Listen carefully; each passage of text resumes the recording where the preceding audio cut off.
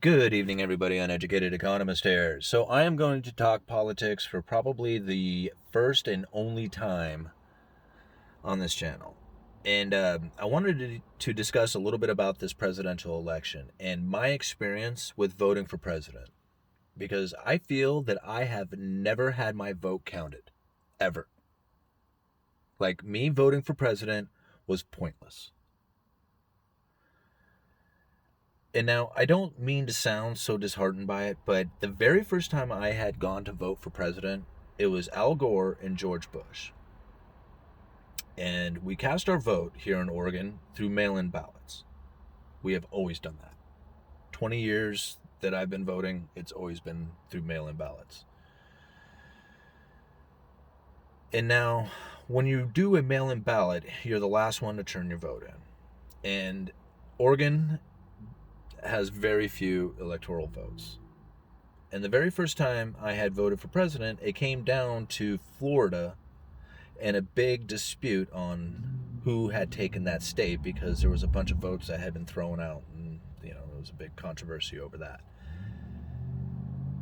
But there was another state that hadn't turned in their vote yet, and it was Oregon. And I'm like, well, guys, it doesn't matter whether we've gone Democrat or Republican. It doesn't matter because it's up to Florida. Had we turned our vote in early and it was mixed in there with the rest, then you would feel like you're a part of the game. But after it was all said and done, hey, I'm president. It was like, well, wait a minute, we haven't voted yet. And it was like, it don't matter. We already got a president. You can cast your vote or no. And that's the way I felt every single election that I have ever voted for. Until this one. This is the first time that we have ever turned in our vote, that Oregon has had their vote in before other states. I mean, it's like the first time. So, yeah, today was the first time that I've ever felt like my vote has counted. But up until now, I haven't. And I never, and like people would say, like, well, who you vote? I didn't look at it like who I'm going to vote for because I didn't care. I didn't care who was going to be president because I knew my vote was pointless. I could have symbolically done it, I guess. But what point is that? I mean, you want to play the game or don't? So if you feel that your vote doesn't matter, then that's exactly what happens, and that's the way I felt. I'm the only one who seems to see it that way. I mean, maybe there is other people out there, but that's the way I saw it. And so when I look at presidents, I don't look at the president anymore like somebody I want to vote for. It was just like, people say, like, well, who do you want? It was just like, I don't care. To me, it's just like, it's not a matter about who I want. It's more like, what do you guys want? Because my vote doesn't matter. My vote's pointless. I just have to deal with whatever you guys decide. And that's the way it's gone down. Pretty much for 20 years.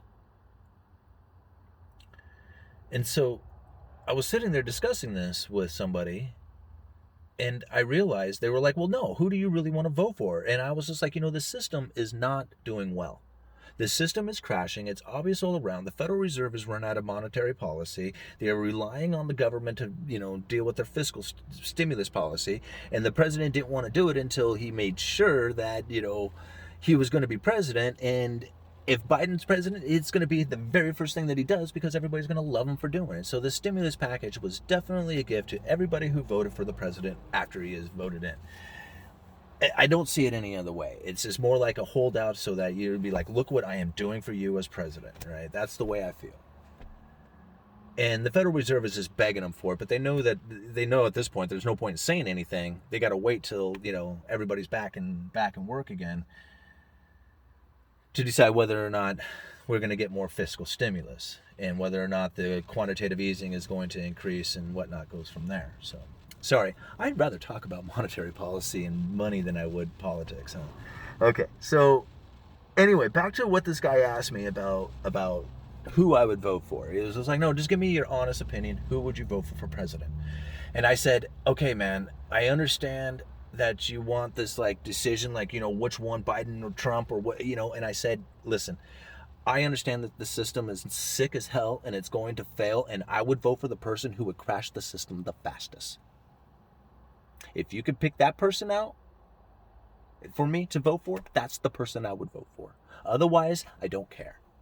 It doesn't matter to me because my vote is pointless. So I have to just look at the system, look at the president, decide who else is going to make this decision for me, since I don't really matter, and I'll make my decisions on what I do with my personal finances and my money and my investments, and that's the way this system goes down.